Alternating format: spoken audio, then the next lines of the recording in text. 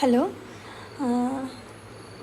আমি গভৰ্ণমেণ্ট বাজেটৰ বিষয়ে অলৰেডি ডিছকাছ কৰিলোঁ আৰু মেক্ৰ' পাৰ্টটোত মোৰ যিটো চেপ্টাৰ মই পঢ়াব লগা আছিল সেয়া শেষ হ'ল।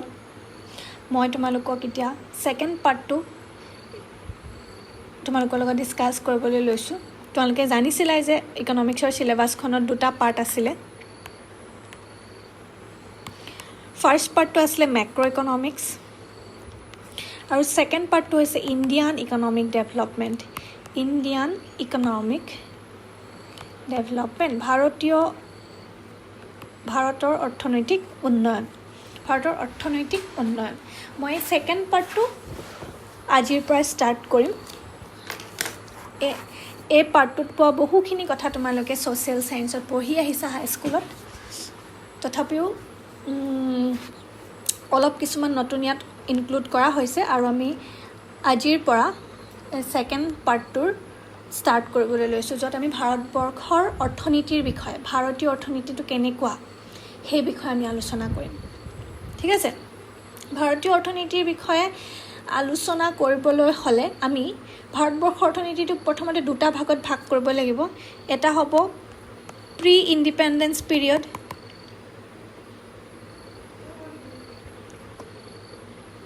স্বাধীনতাৰ আগৰ সময়ছোৱাত ভাৰতীয় অৰ্থনীতি কেনেকুৱা আছিলে, প্ৰি ইণ্ডিপেণ্ডেঞ্চ, আৰু পষ্ট ইণ্ডিপেণ্ডেঞ্চ পিৰিয়ড, স্বাধীনতাৰ পাছত ভাৰতীয় অৰ্থনীতিৰ অৱস্থা কেনেধৰণৰ আছিলে। প্ৰি ইণ্ডিপেণ্ডেঞ্চ পিৰিয়ডত মানে কি হ'ব, বিফ'ৰ 1947। আমি জানো যে ভাৰতবৰ্ষে কেতিয়া স্বাধীনতা লাভ কৰিছিলে, 1947, 1947 চনৰ 15 আগষ্টত। আৰু 1947 চনৰ 15 আগষ্টৰ আগত ভাৰতবৰ্ষত ব্ৰিটিছ শাসন চলিছিলে, ব্ৰিটিছ ৰুল আছিলে, হয়নে? সেই ব্ৰিটিছ শাসনৰ সময়ছোৱাত ভাৰতীয় অৰ্থনীতিৰ অৱস্থা কেনেকুৱা আছিল, আৰু লগতে ব্ৰিটিছ শাসনৰ পাছত আফটাৰ 1947ৰ পৰা বৰ্তমানলৈকে ভাৰতীয় অৰ্থনীতিখনৰ বিষয়ে আমি আলোচনা কৰিব লাগিব এই ছেকেণ্ড পাৰ্টটোত। ঠিক আছে, তোমালোকৰ এতিয়া প্ৰথম চেপ্টাৰটোত, ছেকেণ্ড পাৰ্টৰ প্ৰথম চেপ্টাৰটোৱে হৈছে, প্ৰথম চেপ্টাৰটোতে আমি পঢ়িবলৈ পাম স্বাধীনতাৰ আগত ভাৰতীয় অৰ্থনীতিৰ অৱস্থা। স্বাধীনতাৰ আগত ভাৰতীয় অৰ্থনীতিৰ অৱস্থা, Indian economy on the eve of independence. Chapter 1টো আমি ডিছকাছ কৰিম।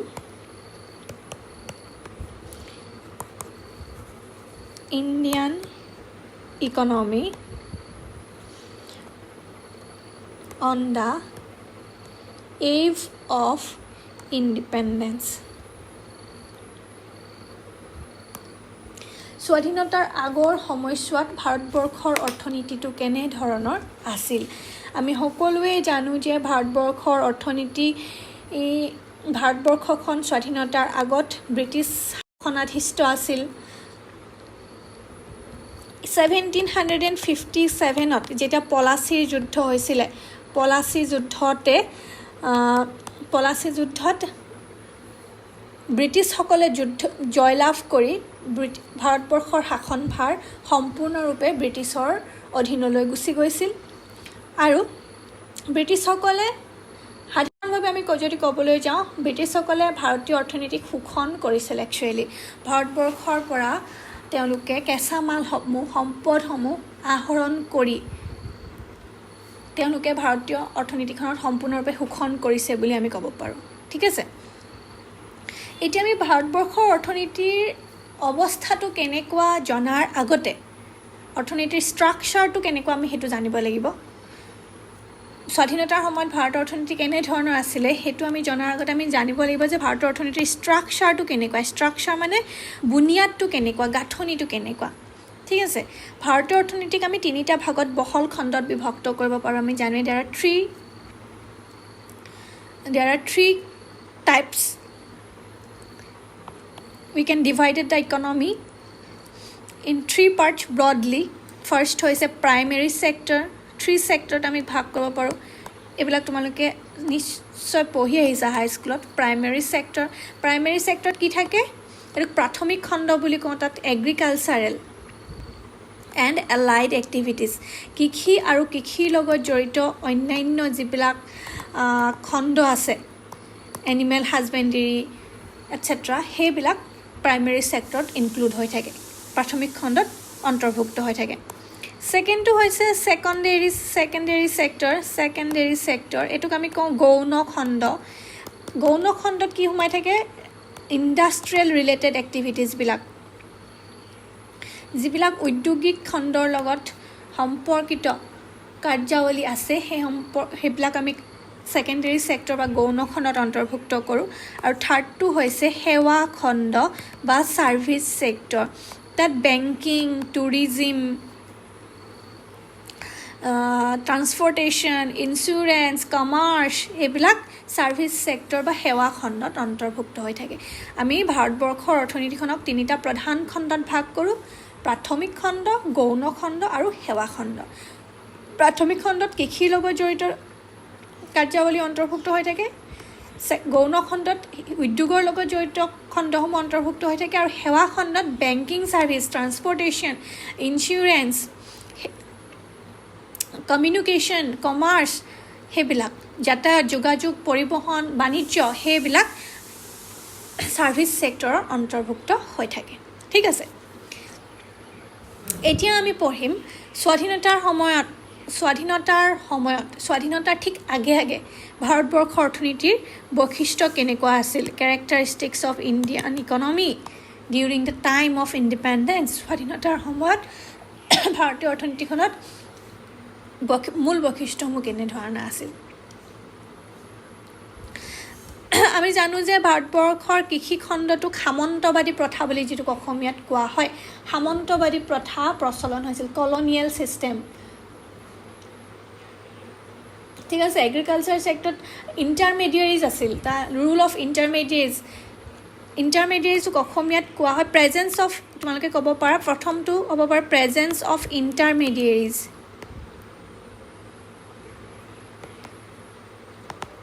ইন এগ্ৰিকালচাৰেল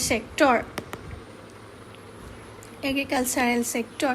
কৃষি খণ্ডত সামন্তবাদী প্ৰথা বা মধ্যভোগী প্ৰথাটোৰ প্ৰচলন আছিল। ইণ্টাৰমেডিয়েৰিজ তোমালোকে শুনিছা, জমিদাৰ, মহাজন, সেইবিলাকে কি কৰিছিলে? ভূমিৰ মালিকীস্বত্ব লাভ কৰিছিলে, লেণ্ড অ'নাৰশ্বিপ আছিলে জমিদাৰ, মহাজন আদি হাতত। ক্ষুদ্ৰ কৃষকসকলে, যিসকলে প্ৰকৃততে খেতি কৰে, যিসকল প্ৰকৃত কৃষক, সেই প্ৰকৃত কৃষকসকলে হাতত মাটিৰ মালিকীস্বত্ব নাছিল, তেওঁলোকে অ'নাৰশ্বিপ নাপাইছিল, লেণ্ড অ'নাৰশ্বিপ নাপাইছিল। তেওঁলোকে এই ভূমিৰ মালিকসকলৰ পৰা আধি খেতি কৰিছিল, আধি হিচাপে মাটিত খেতি কৰিছিল, আৰু আধি খেতিত যিখিনি উৎপাদন হৈছিল, উৎপাদনৰ এটা অংশ সেই ভূস্বামীসকলক প্ৰদান কৰিছিল কৰ হিচাপে, আৰু ভূস্বামীসকলে সেই কৰৰ এটা অংশ চৰকাৰক, ব্ৰিটিছ চৰকাৰক সেই উৎপাদনৰ এটা অংশ কৰ হিচাপে প্ৰদান কৰিছিল। ঠিক আছে, কি কৰিছিলে যে যিসকল জমিদাৰ আছে, মহাজন আছে, সেইবিলাকৰ হাততে ভূমিৰ মালিকীস্বত্ব আছিলে, তেওঁলোকে আছিলে ভূমিৰ মালিক, কিন্তু তেওঁলোকে খেতি নকৰে। তেওঁলোকে কি কৰে? তেওঁৰ আধি খেতি কৰিবৰ কাৰণে কৃষকসকলক, যিবিলাক ভূমিহীন কৃষক, লেণ্ডলেছ লেবাৰ আছে, সেই লেণ্ডলেছ লেবাৰবিলাকক তেওঁলোকে খেতি কৰিবৰ কাৰণে, আধি খেতি কৰিবৰ কাৰণে দিয়ে, আৰু তেওঁলোকৰ উৎপাদনৰ অংশ এটা ভূস্বামীসকলে নিজৰ হাতলৈ লৈ আহে, আৰু তাৰ পৰাই চৰকাৰক কৰ হিচাপে প্ৰদান কৰে। ঠিক আছে, আৰু এনেকুৱা ধৰণৰ ব্যৱস্থা প্ৰচলন আছিল যে খেতিটো সাধাৰণতে ভাৰতবৰ্ষৰ কৃষিকাৰ্য বতৰৰ ওপৰত নিৰ্ভৰশীল। আমি জানোৱেই, খৰাং বতৰত খেতি বেয়া হ'ব পাৰে, বেছি বানপানী হ'লে খেতি বেয়া হ'ব পাৰে, অত্যাধিক বৰষুণত খেতি বেয়া হ'ব পাৰে। কিন্তু ভূস্বামীসকলে কৃষি কাৰ্যৰ উৎপাদন কিমান হৈছে সেয়া কোনো গুৰুত্ব নিদিয়ে। উৎপাদন হওক নহওক, খেতি ভাল হওক বা বেয়া হওক, কৃষকসকলে তেওঁলোকৰ কৰ হিচাপে ভূস্বামীসকলক এটা অংশ প্ৰদান কৰিবই লাগিব, অন্যথা তেওঁলোকে শাস্তিৰ সন্মুখীন হ'ব লগা হৈছিল। গতিকে আমি ক'ব পাৰোঁ যে এই ব্যৱস্থাটোত, মানে স্বাধীনতাৰ আগত এই ইণ্টাৰমেডিয়েৰিজবিলাক থকাৰ কাৰণে, ভূস্বামীসকল থকাৰ বাবে, জমিদাৰ মহাজনসকল থকাৰ বাবে ভাৰতীয় কৃষকসকল শোষিত হৈছিল। ব্ৰিটিছ চৰকাৰে কেতিয়াও কৰ ৰেহাই কৰা নাছিল, গতিকে তেওঁলোকে উৎপাদন হ'লেও বা উৎপাদন নহ'লেও কৰ চৰকাৰক প্ৰদান কৰিব লগা হৈছিল, খাজনা প্ৰদান কৰিব লগা হৈছিল। সাধাৰণতে ভূমিৰ ওপৰত আৰোপ কৰা কৰটোক আমি খাজনা বুলি কওঁ, খাজনা প্ৰদান কৰিব লগা হৈছিল। তোমালোকে চাগে চবেই লাগান চিনেমাখন চাইছা, আমিৰ খান যে আছিল, আমিৰ খানৰ লাগান চিনেমাখনত দেখিছিলানে? তাত কেনেকৈ কি ব্ৰিটিছে শোষণ কৰে, যদি চোৱা নাই চাবা, ব্ৰিটিছে শোষণ কৰিছিলে ভাৰতীয় সমাজ ব্যৱস্থাটোক, সেয়া লাগান চিনেমাখনত সুন্দৰভাৱে উপস্থাপন কৰিছে। ঠিক আছে। আৰু কৃষিৰ উৎপাদনটো যথেষ্ট বেয়া আছিল বুলি আমি ক'ব পাৰোঁ। কি কাৰণে? ল' প্ৰডাক্টিভিটি অফ এগ্ৰিকালচাৰ, ছেকেণ্ডটো তোমালোকৰ কেৰেক্টাৰিষ্টিক্স হ'ব পাৰে, ল' প্ৰডাক্টিভিটি অফ এগ্ৰিকালচাৰেল ছেক্টৰ, কৃষিখণ্ডৰ উৎপাদনৰ পৰিমাণ যথেষ্ট নিম্ন আছিল। কি কাৰণে ভাৰতবৰ্ষৰ কৃষিখণ্ড সম্পূৰ্ণৰূপে বতৰৰ ওপৰত নিৰ্ভৰশীল, ডিপেণ্ডছ অন নেচাৰ। গতিকে বতৰ যদি বেয়া হয়, বতৰৰ ভাল হ'লেহে খেতি ভাল হ'ব।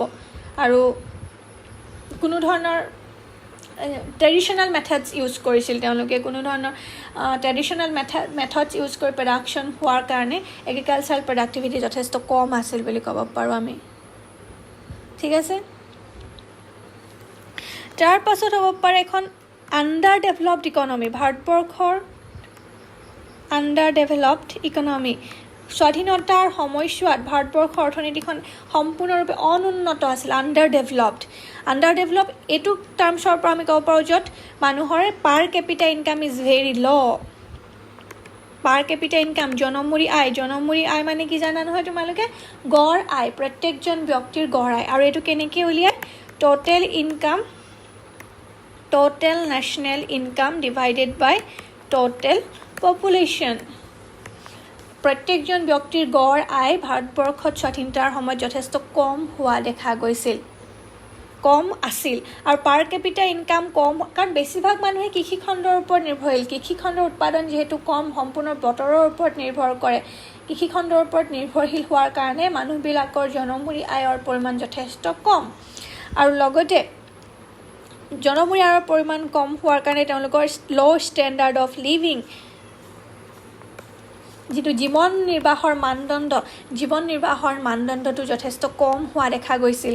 গতিকে আমি এখন আণ্ডাৰ ডেভেলপড ইকনমি বুলি ক'ব পাৰোঁ। ভাৰতবৰ্ষৰ অৰ্থনীতিখন সম্পূৰ্ণৰূপে অনুন্নত অৰ্থনীতি আছিল during the time of independence. সেইকাৰণে প্ৰথম কাৰণটো হৈছে ল' পাৰ কেপিটা ইনকাম, ছেকেণ্ডটো হৈছে ল' ষ্টেণ্ডাৰ্ড অফ লিভিং, জীৱন ধাৰণৰ মানদণ্ড সম্পূৰ্ণৰূপে মানে ল' কোৱালিটিৰ আছিল, নিম্ন পৰ্যায়ৰ জীৱন ধাৰণৰ মানদণ্ড আছিল।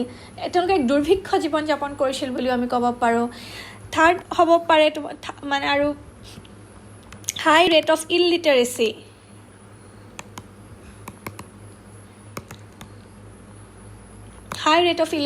অশিক্ষিতৰ হাৰ যথেষ্ট কম আছিল, নিৰক্ষৰ আছিল মানুহবিলাক।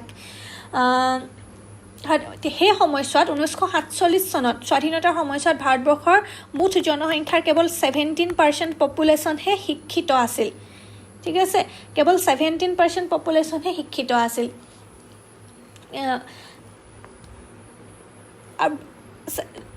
83% অফ পপুলেশ্যন ইজ ইলিটাৰেট, অশিক্ষিত আছিল, নিৰক্ষৰ আছিল। ঠিক আছে, শিক্ষাৰ প্ৰসাৰ হোৱা নাছিল বুলি ক'ব পাৰোঁ আমি সেই সময়ছোৱাত। লগতে আছিলে high death rate and high birth rate, জন্ম মৃত্যুৰ হাৰ যথেষ্ট বেছি আছিল, জন্মৰ হাৰো যথেষ্ট বেছি আছিল আৰু মৃত্যুৰ হাৰো যথেষ্ট বেছি আছিল। কি কাৰণে? সেই সময়ছোৱাত চিকিৎসা সেৱাৰ সুবিধা নাছিল, লেক অফ হেল্থ ফেচিলিটিজ, চিকিৎসাৰ ব্যৱস্থা নাছিল। মানুহে ডক্তৰৰ ওচৰলৈ যোৱাৰ সলনি গাঁৱলীয়া চিকিৎসাৰ ওপৰত বেছি গুৰুত্ব দিছিল। তাৰোপৰি পুষ্টিকৰ খাদ্যৰ অভাৱ, যিহেতু মানুহবোৰ বেছিভাগে দুখীয়া, তেওঁলোকৰ জীৱন ধাৰণৰ মানদণ্ড যথেষ্ট কম, গতিকে পুষ্টিকৰ খাদ্যৰ যথেষ্ট অভাৱ হৈছিল বুলি আমি ক'ব পাৰোঁ। নিউট্ৰিশ্যনেল ফুডছ তেওঁলোকে পোৱা নাছিল। তাৰোপৰি তেওঁলোকে কঠোৰ পৰিশ্ৰম কৰিব লগা হৈছিল, লগতে তেওঁলোকৰ কিছুমান অন্ধবিশ্বাস আছিল, গোড়ামী আছিল, তেওঁ কনজাৰভেটিভ ছ'চাইটি এখন আছিল। আৰু তেনেবোৰ কাৰণতে ভাৰতবৰ্ষৰ স্বাধীনতাৰ সময়ছোৱাত ভাৰতবৰ্ষৰ জন্ম হাৰো বহুত বেছি আছিল আৰু মৃত্যুৰ হাৰো বেছি আছিল। ঠিক আছে, তাৰপাছত টোটেলি এখন ৰুৰেল ইকনমি আছিল, গ্ৰাম্য অৰ্থনীতি আছিল বুলি ক'ব পাৰোঁ। স্বাধীনতাৰ সময়ছোৱাত ভাৰতবৰ্ষৰ অৰ্থনীতি সম্পূৰ্ণৰূপে এখন গ্ৰামীণ অৰ্থনীতি আছিল, ৰুৰেল ইকনমি আছিল, গ্ৰাম্য দেশ হিচাপে আমি চিহ্নিত কৰিব পাৰোঁ।